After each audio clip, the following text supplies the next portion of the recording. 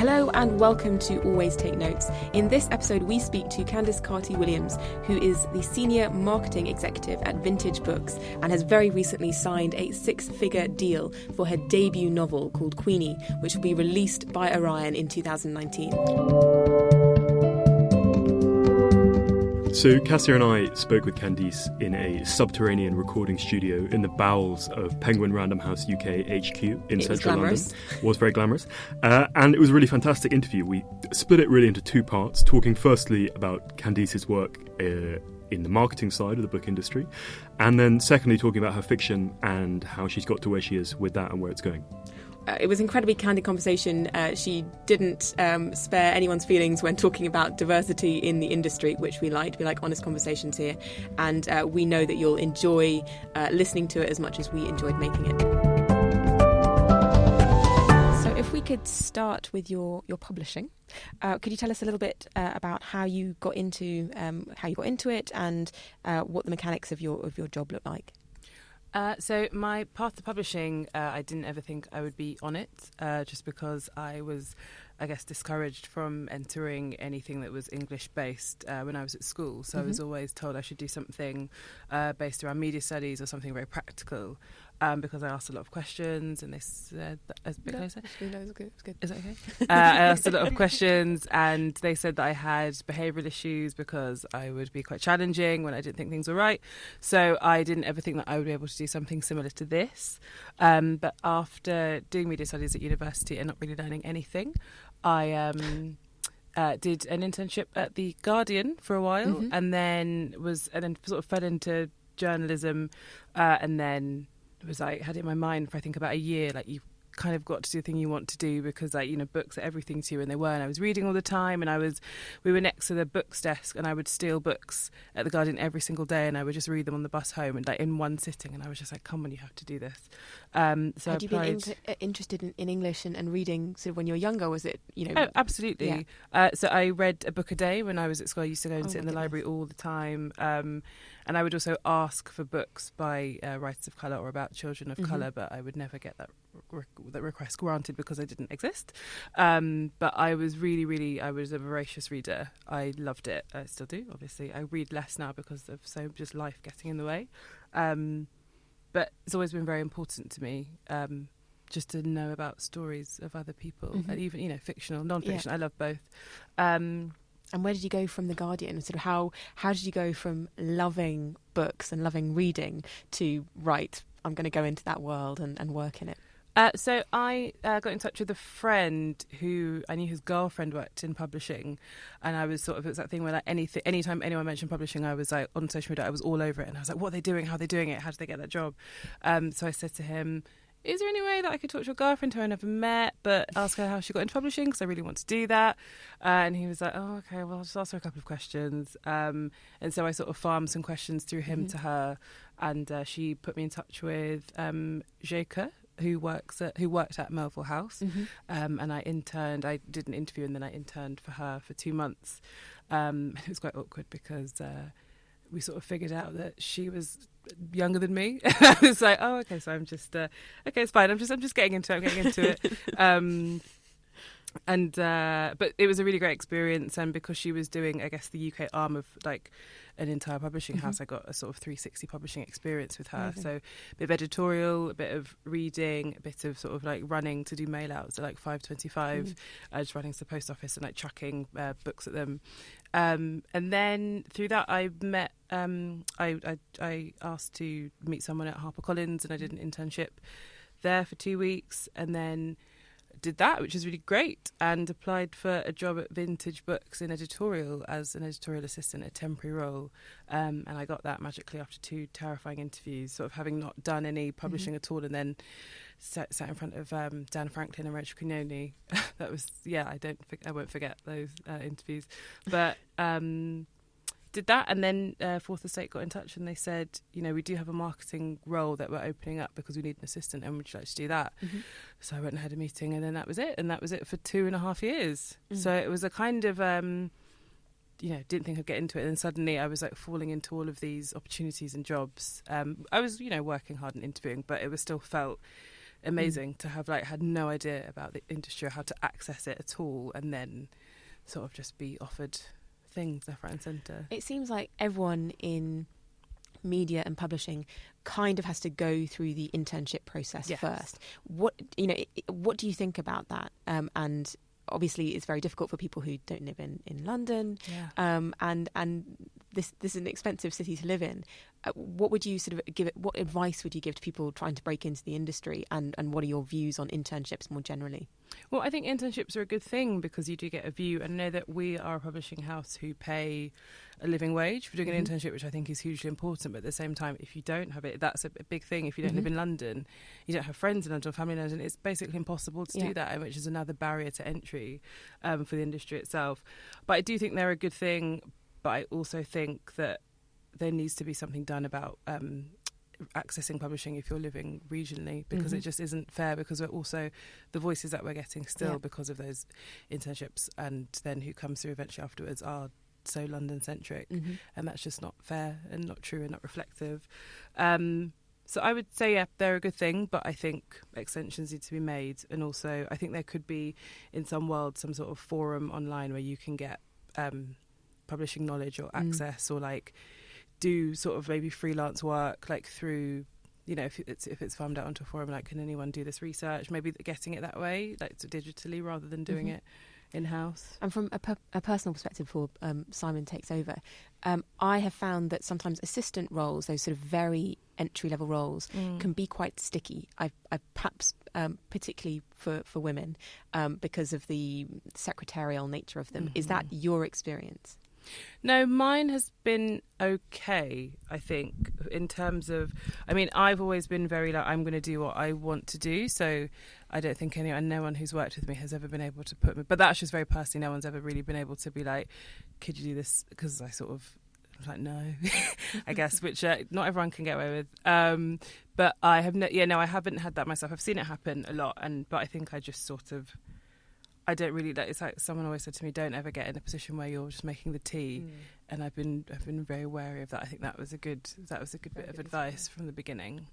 So on the podcast, whoever we're talking with, we always try and get a sense of exactly what their job involves and their particular bit of the industry. And I think Kassia and I both, as authors, are really interested in marketing.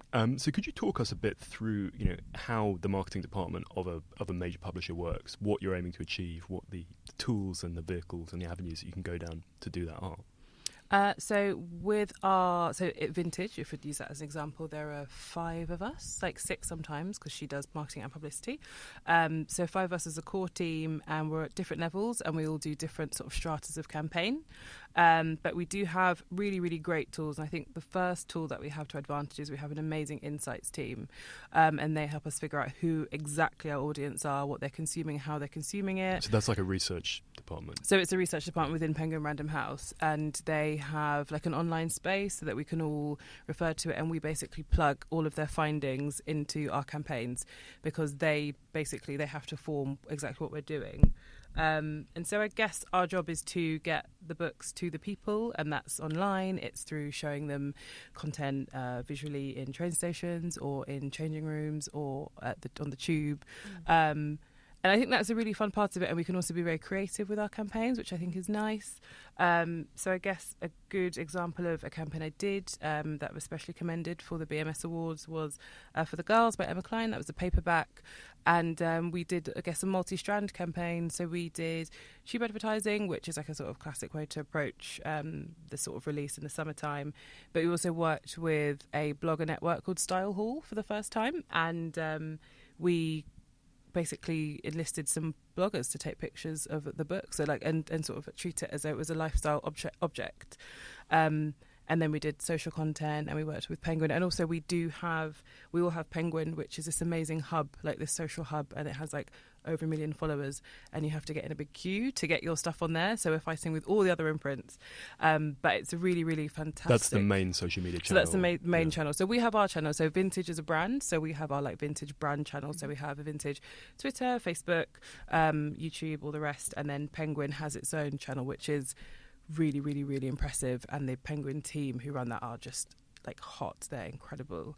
So we do have loads of resources to sort of like back us up and bolster what we're doing. And is marketing separate from publicity, or are they? Yes. Yeah.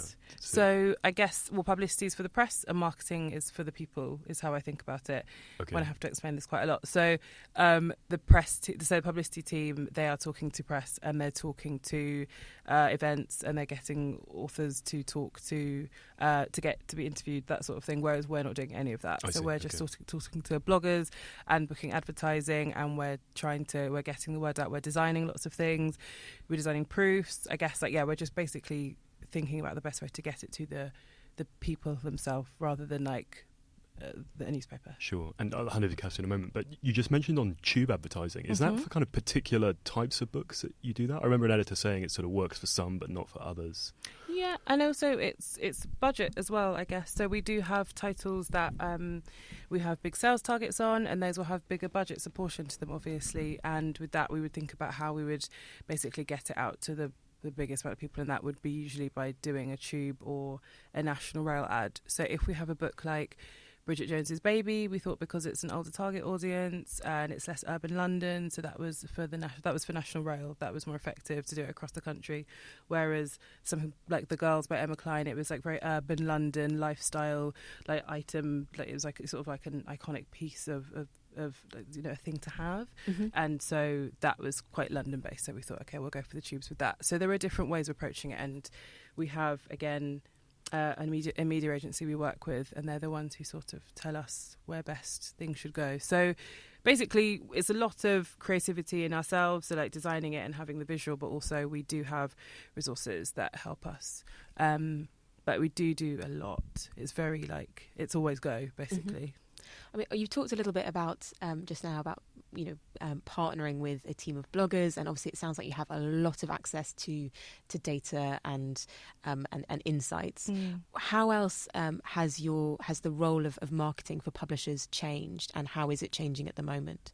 Well, I think social media is obviously the biggest thing, right? Because no one had access to that. I mean, when I first started, it was 4 years ago. So it was around. There were platforms around. But I think now, in terms of accessing different people and also paying get paid, we basically have to pay bloggers for getting involved. We can't just send a book anymore and hope that they post it, which is what was happening when I first started. You just you have a group of influencers, and you would say, I'll send it, and odds are they'll like it and they'll post it. But now there is no way. Everything is pay to play. So with something like Facebook, you have to pay loads for advertising, and if you there are rules about posting ads with a certain amount of letters on them, or words that you have to redesign those if there are too many words.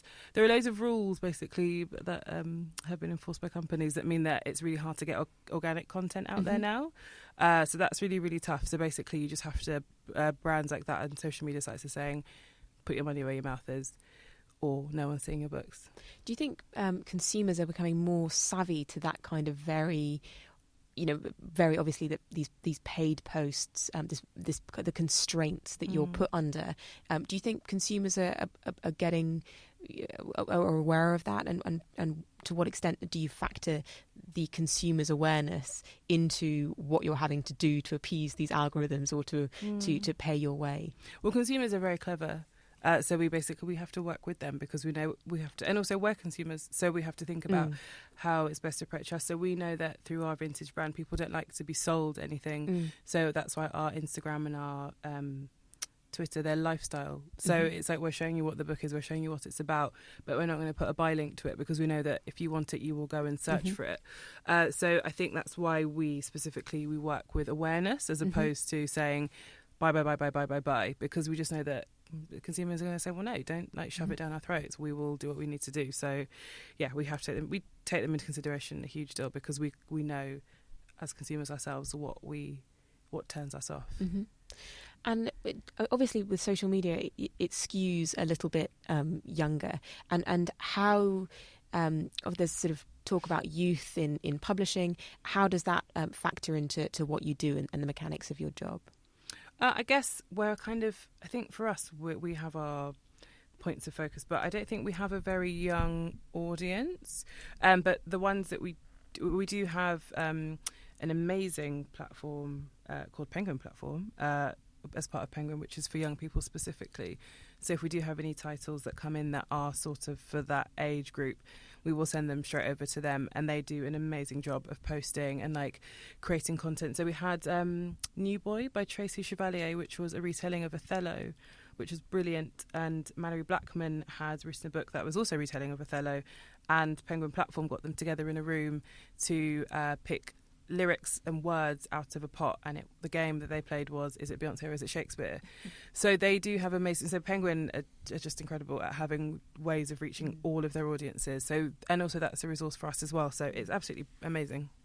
You alluded earlier to sales targets for books, and I was wondering, for how is that standard with every title, that you've got a sales figure that you're aiming to get to, or do things, and how often do things hit that, and do things drastically go over or under sometimes as well? What is your sort of metrics for success as a marketing department? I think for us, we are quite lucky because we're measured by sales, but also we like to be measured by awareness too. So a book that I'm working on at the moment that's just come out is called Cuz. It's by Danielle Allen. It's a really beautiful memoir about, it's written by Danielle, and her cousin Michael was in and out of the prison system for years, and then he was found dead, wrapped in a duvet in a car. And I have worked closely with her and with a designer to create lots of assets. And for me, it might not sell 1 million copies, but to see it around and to have it on Emerald Street and to have people talking about it and bookshops emailing us and requesting copies, that is, I guess, a metric of success for us. Awareness is such a big thing because as Vintage, we also have a huge, extensive backlist, and so much of that also carries us through, which is great. But sales, so every single book will come with sales targets, and the way that you can justify spending X or Y on a book is because you can say, well, I think it's going to hit this, and then off the back of that you can say, okay, well then it should hit this, and it can earn out what we. And how are the sales targets calculated? One thing I was told when my book was being sold was that, you know, the bigger your advance is good for you as an author, but also because the publisher will have a greater incentive to market and to push. What are the factors that go into finding those numbers for targets? So mainly it's comparison titles, and it's them sort of running, it's comps basically, and it's them also thinking about other books in the market and what they've done, and other authors similar in the market, what they've done. So it's basically a lot of guesswork and a lot of okay, this might do this because that did this, but it was a different climate maybe, so it's just a lot of it's a lot of yeah. Are there some recent examples of books that kind of smashed their targets, or were, changed the game in what was expected? So we, I guess Sapiens by Yuval Noah Harari is one book that we published 2 years ago, and it's been number 1 or 2 for the last 8 months or so. Okay. And so so any of the targets that I had in hardback, paperback, we've surpassed those.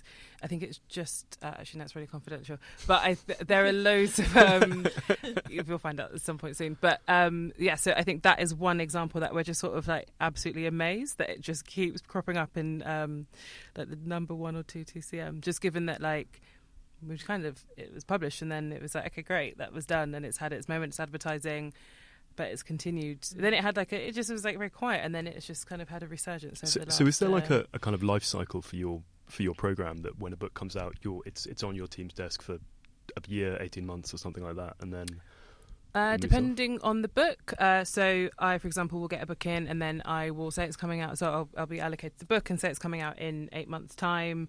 I will start planning my campaign, and then I'll work with the publicist, and we'll think about the press that they're targeting, and then we'll see how my marketing can align with pieces that are going to be in You Magazine or are going to be in, I don't know. And then once we have... that we'll get to 2 months in, and then 2 months to go, and then we'll start building it up and ramping it up and getting it out there. And then on publication, we make a big noise about it, and then we support it in the way that we can. But we also have other books going, so I can be doing this for 5 books at a time. And then we're kind of looking at, it's kind of easing off, I guess, just because other titles are coming in, and we're always working on different things, but we're always keeping an eye on opportunities. And things we can do to keep the book afloat. If there are key moments, I guess, in the cultural calendar that would work. Is there a distinction between how it works for fiction and non-fiction? Yeah, so I guess a lot of it will be the places that are approached for press reviews, and also the influencers that we talk to, and also sometimes the brands that we talk to. So there is, I guess there is a big, distinction, because also like we just have to know it's about the audience as well, and I guess we can also use our insights team to see like the best brands or the best newspapers that non-fiction readers like, and fiction versus fiction readers. So. And this is something we were joking about beforehand, but I have to choose a headshot for my book, and was kind of agonising about this. Are there any like secrets as to what makes a good author's headshot? I couldn't tell you from myself as good with my headshot. I don't know. I've seen many. I mean, do something different, because we see so many that There's a story I was told that when Cormac McCarthy wrote All the Pretty Horses in the early 90s, he was photographed by this one American photographer, like sitting on his porch looking very silver foxy, and then every American novelist for the next decade like wanted the same kind of photo. That sounds about right. Yeah. Can you do something similar? Well, probably not, to be honest. I mean, you can only work with what you've got, right? So. Oh God, you're going to be so to blame when we do some. I'm going to be some horrendous very, very photograph happy of Simon reclining. Oh God, I dread to think. I've got that to look forward to. What is it as a sort of a marketing professional that you want from authors, and how do you see your relationship with them? And what are the things that you really like about working with authors, and where are the moments where you just want to smack them around the head a little bit?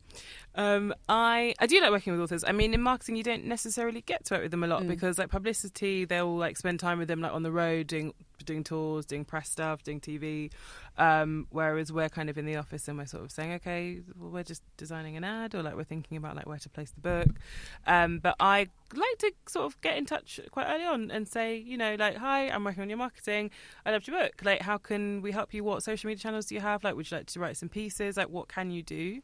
So it's always really helpful if an author, it is helpful if they have a social media presence. Like, it's not going to make the book, but it's good for it's good if they can engage with their readers. That's always really nice. Also, if they can share updates about what's happening, press stuff they're doing, like special announcements, like pieces they've written. It's always good for us to have that as a sort of platform for them to talk to the readers themselves, because like the readers don't necessarily know what an imprint is, or like how to find vintage. Like it's not like imprints and stuff, they're so clear to people who work in publishing, but if you're not, you don't care what an imprint is, what a logo is.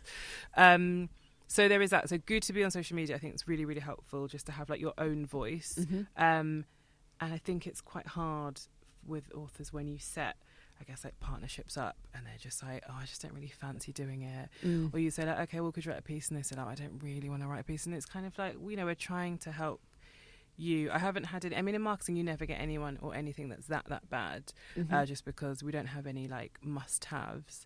I think it's in press, in publicity, where they sort of come up against that. So I'm lucky to have stayed out of it, because I don't think I would be very well behaved. I'm pivoting seamlessly from your role in publishing to the fantastic news. Congratulations, by the way, about your novel that will be coming out, I believe, in 2019 with Orion. Yes, long way away. Long way away. I know, in publishing terms, it creeps up fast. What can you tell us about your novel? So my novel was, I guess, born out of frustration on my part of like working at two publishing houses, I guess, and reading books and sort of realising that it was like a kind of, they were great. I've read some amazing things, I've worked on some incredible things, but I was just like, there's representation lacking hugely of, I guess, any character who is non-white. Like it's still very tough. In the market, and also just sort of like having grown up reading like Bridget Jones's Diary and Diary of Adrian Mole, and just being like, just always like trying to find myself in these books. I remember I read the George and Nicholson series by Louise Renison, who is an amazing author who passed away not very long ago. And I adored everything. I read every single word she wrote, but this series was amazing, and I loved it so much because Georgia was like white and growing up in Brighton, and she had a big nose, and I was like, oh great, there's something I have in common with her. And even if she hates her nose, I was like, great. And it was just, I got older and I was just like, that's bad. Like, this is how like we're trying to like hold on to bits of people who don't like parts of themselves, like that can't be right. So I had a think, and this character was kind of brewing and knocking around in my head, and then I just went away because Jojo Moyes, the amazing author and friend, she did a call out on Twitter and said, I have like a cottage, I want to give it to someone as a writer's retreat. And I applied and I said, look, I work in publishing, so you don't have to give it to me, but I would love to be able to represent someone like myself, because it hasn't been done and it's not being done. I don't really understand why it's been done, not being done. And a few months later, she got in touch and said, okay, well, when can you come? And I was like, oh my God, thank you so much. So it got there, and then it just all kind of came pouring out. And then I left after a week. I'd written 30,000 words, oh my goodness, which kind of like has changed form over time. But I then worked on it every single weekend. So I just like locked myself away from Friday to Monday.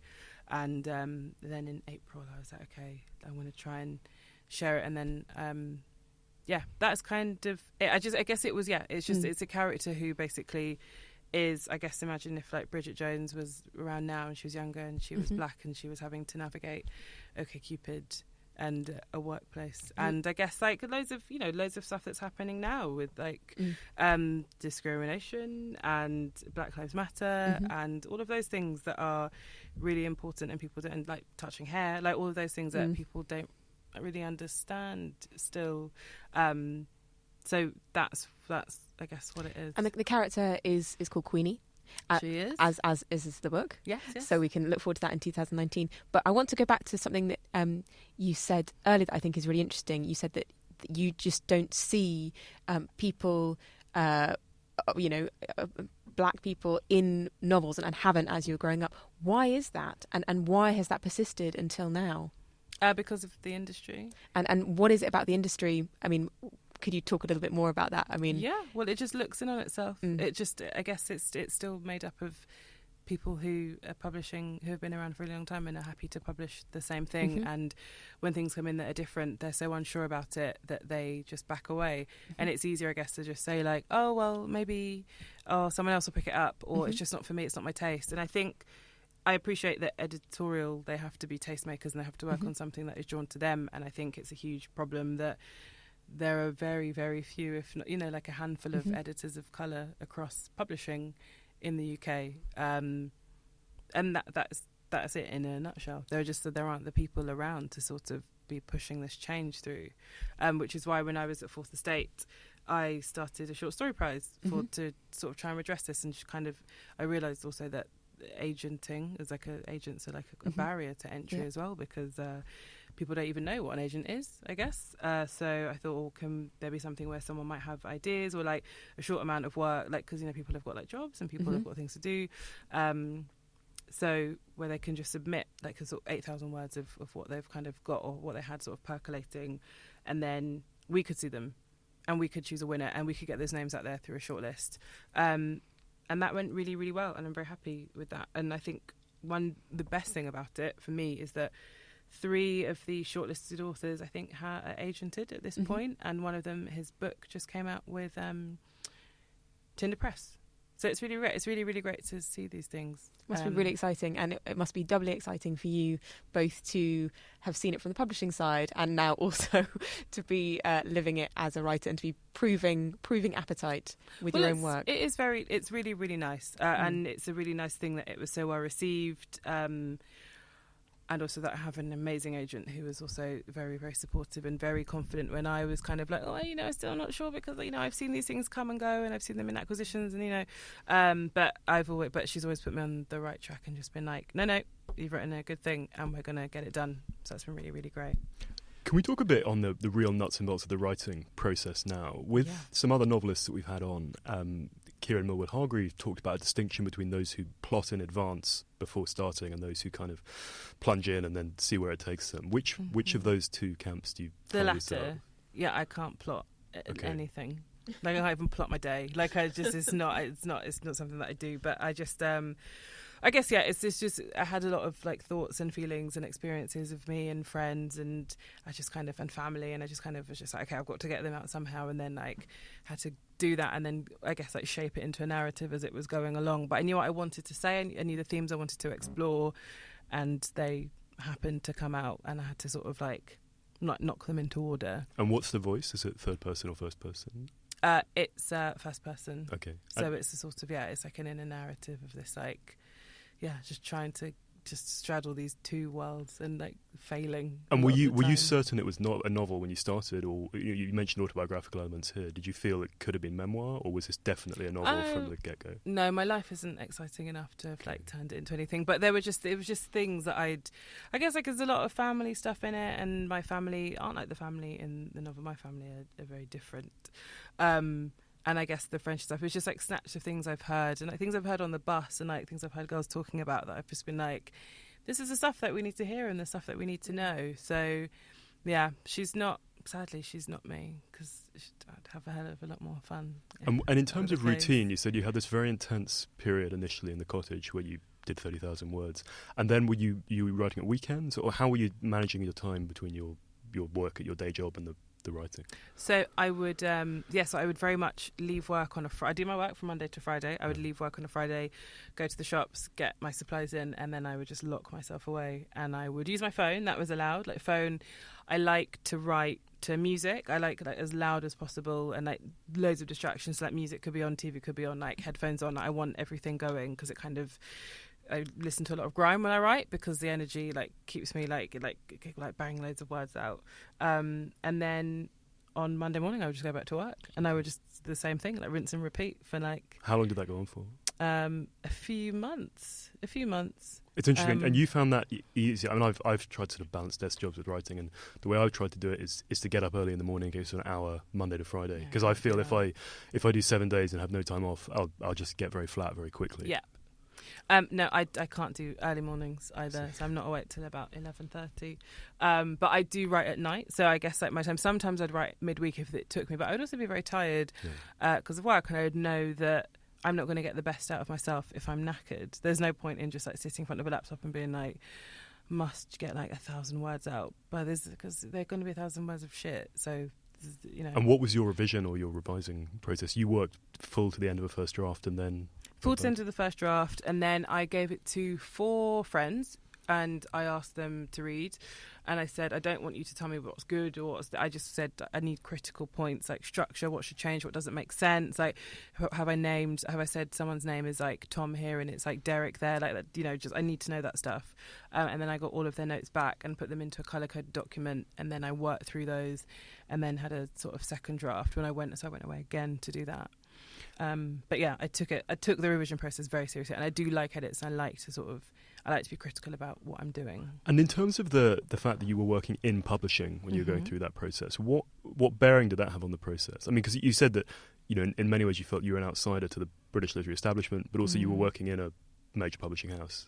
It was going through. Really terrifying, because I knew that when I was talking to my agent about who we were sending the book to, it was all people that I guess like some of them I've met, some of them I've seen, some of them I will see, some of them I've seen since, and some of them have said, it wasn't for me, and it's gone to the right place, and you have to just be like, okay, yeah, great. But like, rejection is rejection, and rejection is a part of writing, like in a huge way, and I don't mind it, but it's still it's still terrifying, and like it makes you quite vulnerable to be like, okay, so I'm gonna put myself out for rejection, because even though it's okay, it's still not nice to be like, of like 5 people that read it, like 3 just it wasn't for them. I guess like you just kind of got to work with that. So you already talked about how your agent was sort of not hand-holding, but basically reassuring you at moments when you were feeling hesitant about your work. Can you talk a little bit more about the sort of the business end of the selling the manuscript, and you say putting it out there? How did that actually work for you in practice?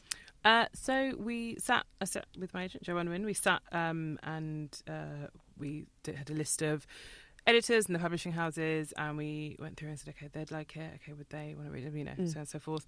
And again, these are people you might know, and you had presumably a very good idea of what imprints it might sit with. Yeah, and some people asked, some editors I'd met had said, oh my God, you're writing, I'd love to, put me on the list. So we did that as well. And that was you do that out of courtesy, but knowing that they're not going to, but it doesn't matter. Yeah. So there are a few that you just kind of like throw it to be like, okay, there you go. So did that, and then she said, and my agent said, okay, so we're going to do this now. So I'm going to make my phone calls and then I'm going to start sending it out. Do you want me to let you know like of the big things that happen, or do you want me to let you know everything? And I was like, I don't know, just let me know the big things. And then after a day I was like, maybe just let me know, like, you know, just kind of tell me. So then she ended up like literally drip feeding me like every single thing that everyone had said. But like, I guess like it was quite good, because I think that was quite good for me to like know what's happening, because I am in the industry and I do know. So I think it would have been weird if me to sort of just like step back and her turn around and say like, okay, so now you have like X amount of meetings. I would have been like, okay, why? What did they say? Like, what did they think? And who's your favourite?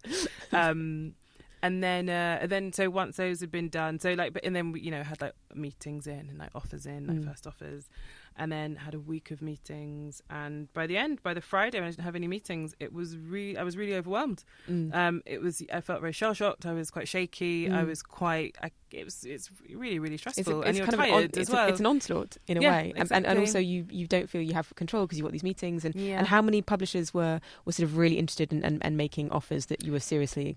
So 4. Wow. So I had to do 4 meetings across 4 days, and they were amazing. They're really great, but you have to be on, you have to be like, and you are excited, but also it's terrifying to like sort of leave an office and see like people you've worked with and have to be like, oh, hi, can I talk to you because you're working and I've just come in a weird capacity. So it's a really, really and yeah, you just also, you don't want to let anyone down. You kind of want to be like, you can all do it, because you know, it's like really amazing to sit in a room with people who have read your work and who care about your work and who have had like an amazing connection with it, even though it's not about them. So all of the publishers, all the editors who were in for it were white women, but they all said in a way that it just spoke to them, and that was amazing for me, because I didn't write it. It's for everyone. This book is for everyone. It's not for a specific group of people. It's just so that Black women can have a space finally and be like, okay, we're here, but you can all read it or you can all watch the story. So yeah, you did. There was a thing of just wanting to like please everyone and be like, I'm so touched that you all liked it in this way. Yeah, it was really, really, hard. It was a really, really hard thing to do. It was like one of the hardest processes ever. One of the things that we've both heard, which I think has surprised both of us, is that some people worry about getting too high in advance, because it can kind of, it can kind of be a millstone. Has that been your experience?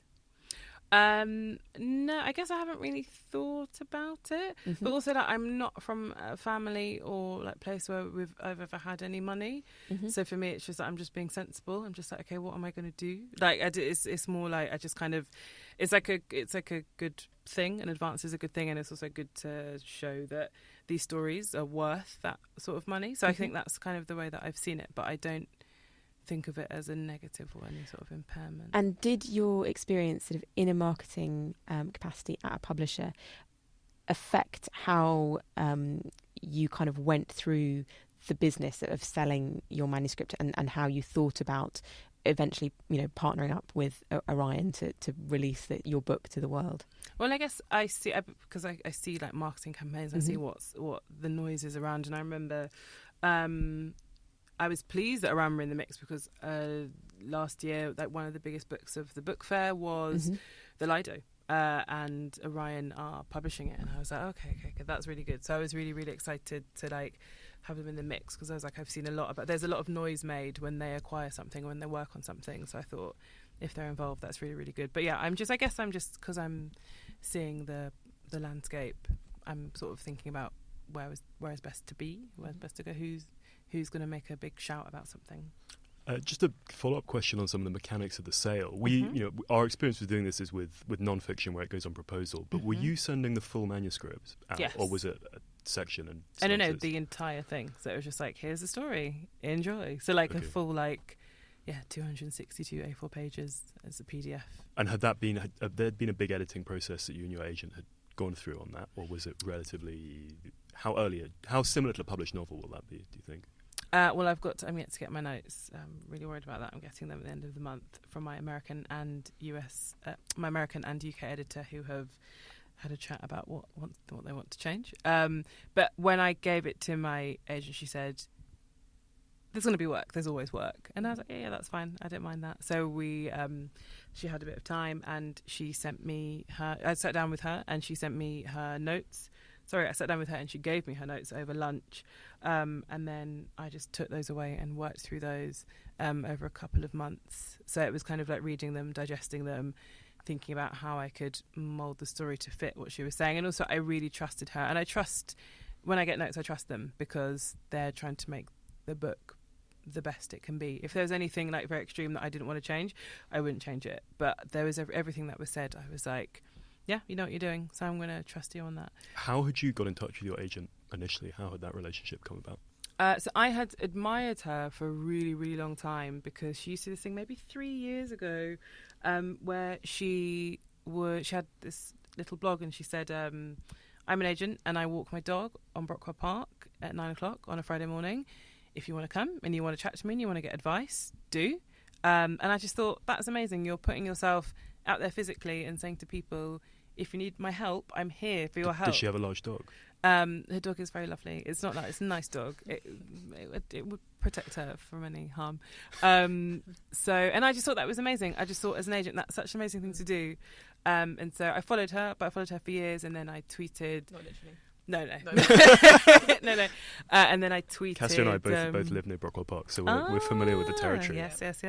And I tweeted that I'd finished my manuscript, and she sort of slid into my DMs and she said, I'm very interested. And I was like, oh my God. And I'd never met her. I just sort of had admired her like continually for many years. And I said, is this a joke? And she was like, no, can you just get on with it and send it to me? And then that was it. So basically I sent it to her, and then she said, I sent it to her on Thursday, and Friday she said, can you come into the office on Monday? And I went to the office, and before I sat down, she was like, I want to represent you. And I was just like, what's her name? If you don't... Jo Unwin. Okay. Yeah. And just a couple of the technical things. Was the American sale at the same time as the British? Did that run in parallel? Yes, same time. And the TV stuff? Were you sending to TV people initially, or how did that? No. So the American stuff, there's like a sort of an American agent who's working on behalf of Jo, so working with Jo, I guess, Deborah Schneider. It's a very American name. And she was sort of doing her book selling stuff while Jo was doing the stuff here. So the American, it was a preempt from Simon & Schuster, from an amazing editor called And you went with the preempt? Yeah, at Scout Press. So I had, we were just sort of, it just came in, and it was like, oh, okay, sure. And it all went quite quickly, but I spoke to her on the phone, and when I was talking to her, I felt like she was my editor. Like the way she was talking to her, I was just like, come on, like she's kind of, she just gets it. So and then I got an email that said, from her, that said, so you're going to go with me? And I was like, oh, sorry, I said, yes, sorry, yeah, of course. And then the UK sale, I had more meetings to do for the UK stuff. So actually the American was done before the UK. And then the TV stuff is ongoing now, because then I guess it kind of starts going out with a TV agent. So there are many agents to this. And you alluded earlier to who you feel your readers are. Can you speak about that a bit more broadly? Did you have someone in mind when you were writing it? And where? I mean, suppose from a professional marketing pitch, where is it? Who's it going to be marketed towards? Well, it's a commercial book. I wanted it to be as commercial as possible because I wanted it to be as wide-reaching as possible, because I think that you do get these amazing books written by authors of colour, but they're quite often literary and they're quite small.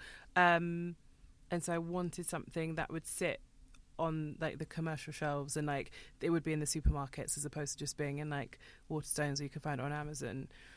So in terms of my readership, I hope it's like lots and lots and lots of women who are like 18 to 50 or beyond. Like it doesn't just really women. Or men. I mean, the film guys who I've had to meet are all like, Candice, you're making us feel very guilty. So I don't know if maybe, but it's not close to anyone. But I guess like when I think about the audience, it's called Queenie. I feel like it's going to be a woman who's going to pick it up and buy it for herself or for her like daughter or friend. And you mentioned that growing up you felt that there were not experiences that related to yours that were reflected in the books that were being published. Do you feel that there is a kind of growing black or ethnic minority readership in the UK? What's on the readership side? How do you see that? I don't think it's a growing readership. I think we've always been here. We've always wanted stories, and we've had to read stories that aren't about us. Okay. So I don't think it's growing. I think it was always in existence. But I think maybe now we're making strides in publishing to cater to those audiences. One of the things, I'm sure you've seen it in this story going around on social media about an author who submitted a manuscript to a publisher, and it's so bad. It's I know terrible. exactly what you're going to say. We're going to have to link to this in the show notes because maybe people won't know what we're talking about. But and this poor author received just some astoundingly insensitive comments back. Obviously, you have seen it for yourself on the publishing side. Now you're writing a book that has, a black character in it, and you're presenting it to a very white publishing industry, a very establishment publishing industry. Have you seen any effects of that? It sounds like your publishing experience has been very positive. But I think I've been quite lucky. But could you talk a little bit more about that and about, just the groans said so much? I think it's awful. I think, again, it goes back to my point that we need people of colour to be in publishing houses, because if there were, then that wouldn't happen. And I think it's just so obvious that there is a diversity within diversity, I guess. Like, the term diversity is a bit of a funny one, but I think there are a breadth of characters within like one ethnic group, and I think that needs to be understood. And I think that people it's so odd that is not like understood. You know what I mean? It's it feels like it kind should of be like obvious. mind-boggling that comment was even made, and that should be in someone's head at all. So I guess, I don't know. I have no, You're just speechless. Yeah. Well, hopefully, the publishing industry is on the way to never sending out an email like that to an author ever again. Yes. We have completely run out of time, and our producers are going to kill us. But I think. I have one more. Yeah, on the list. Okay, back to Simon. Okay. One more question, or actually one and a half. One point that, just on the marketing stuff we talked about earlier, one thing that we've talked among ourselves is the expectation that authors should produce work for free for newspapers and periodicals as their book is coming out, as a kind of marketing. Does that fall under your remit or under publicity? And is that very standard? Well, I think even on the publicity side, I don't think that's not something that we would. I think our authors get paid. Really? No. Oh, okay. It seems that there's quite a wide, and this is generally coming from the newspapers, and Kassia maybe has more experience. So it's definitely not everyone, and I think as an author you can just push back on this, but I think there is definitely an expectation that if you write articles to promote the book, that you won't get paid for those articles, which to me as a freelance writer, and this is my job, seems very odd. And we were hoping that now that firstly you would have come across this, because you're looking at me sort of like with blank horror, but secondly that now as an author that you might have a sort of an answer to that, because I was really shocked when I started getting these kind of requests to write articles for free, because obviously you want to help out your publishing and marketing teams. That's something you want to do as an author. You don't want to make their lives difficult. But at the same time, the principle of it is that I don't feel that you should be doing work for free. Have you had an experience of that? And what are you going to say when it happens? No, I just don't think that's right, and that's not fair. I mean, I wouldn't write a freelance article for free, and that's basically what it boils down to. Yeah. I think there's an expectation of like you can do this X for exposure, and that doesn't. No. That's not a real thing. I think it's really insulting. Because if writing is your craft, then you need to be paid for it in any capacity that you do it in. I wholeheartedly agree. Yeah, the horror. And the final thing was we wanted to know about your future plans, both in terms of fiction writing and perhaps in the work you're doing as well in publishing. So publishing is, I'm enjoying what I'm doing loads. I really, really do like my job. I think Vintage is a great place to work. And so I hope just to continue on there working on really great campaigns. And I'm learning loads because I do have an amazing, amazing manager. She's called Chloe Healy. She's the head of marketing, and I've learned so much since I started working with her. And I do catch myself being like, oh, what would Chloe do? How would Chloe approach this? Just because she's so impressive and she's so good at like the 360 publishing experience. So working here is really great. And I'm just going to keep doing some writing. Let's see what happens when the book comes out. But I've got a long time. Is it just a one book deal initially? Yes. Okay. So I'm going to do that, and then I'm going to see what takes me next. But I would like to, for the film stuff, I've been asked if I would do the screenwriting for the TV show, and it's kind of like, actually, I would really like to do that. So I just have to see what happens in terms of time. But with a full-time job, it's looking unlikely that I can do that. Brilliant. Well, look, thanks for being such a star guest and taking us through so many different areas, and wishing you all the best with the book and the other projects. Hello, it's us again with a swift update from our lives. Kassia, what have you been up to?